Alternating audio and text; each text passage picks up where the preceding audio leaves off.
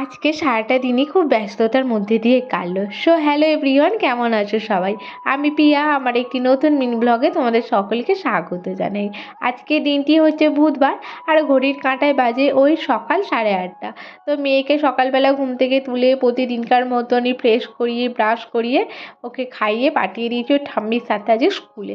আর আজকে আমি যাবো না, কারণ আমার আজকে অনেক কাজ আছে।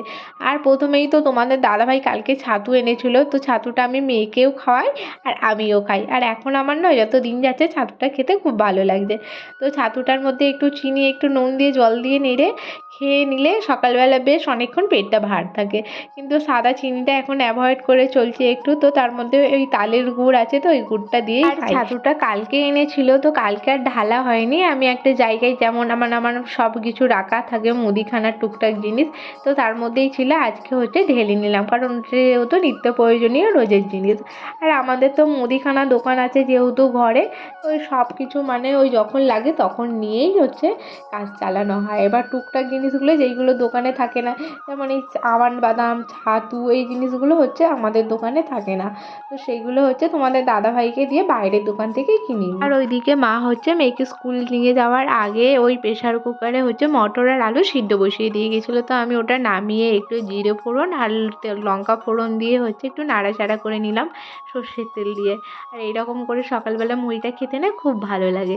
তো এইদিকে দেখো মা হচ্ছে আলু আর পেঁপে কেটে দিয়ে গেছিলো, ঢ্যাঁড়সটা কাটেনি, কারণ ঢ্যাঁড়সে কোথায় পোকা থাকবে মা হচ্ছে খালি চোখে দেখতে পায় না, তো ঢ্যাঁড়সটা আমি ওই জন্য কেটে নিয়েছি। আর এইদিকে মা আর মেয়ে এখনো যেহেতু আসে না, ওই জন্য আমি ভাবলাম না রান্নাটা বসিয়ে দিই। এই তো দেখো আজকে করব আলু দিয়ে আর ওই মানে ইলিশ মাছ আছে 4 টুকরো, তো ওটাকে একটু পাতলা করে ঝোল করবো। তো আলুটাকে সিদ্ধ করে নিয়েছি, আর এই যে দেখো মাছটাকে এখন হলুদ মাখিয়ে ভেজে নিয়েছি।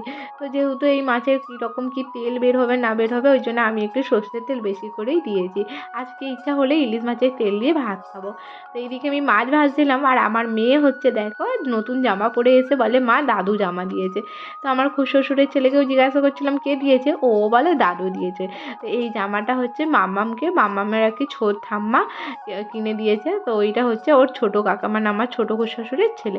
তো দুজনে নতুন জামা পরে আমাকে দেখাতে এসেছে, আর মাম্মামকে বললাম যে একটু হেসে পোজ দাও, তো মেয়ে এমন হেসে পোজ দিয়েছে যে কি বলবো, তোমরা দেখতেই পেলে। তারপর এখন আমি চলে এসেছি মাম্মামের জন্য একটা লেবুর রস করতে। আর লেবুর রস আমি করার পর না চেখে দেখিনি মিষ্টি না টক, তো টক হলেও একটু সামান্য আর কি বাতাসের গুঁড়ো কিংবা মিজরির গুঁড়ো দিয়ে দিই, আর মিষ্টি হলে কিছু দেওয়ার প্রয়োজন পড়ে না। তো যাই হোক, এই যে দেখো এখন ভাতটা বসিয়ে দিয়ে চলে এসেছি ওপরে ঘরে বিছানাটা গুছোতে, কারণ আজকে মাম্মাম অনেকটা দেরি করে উঠেছিল তাই গুছানো হয় না।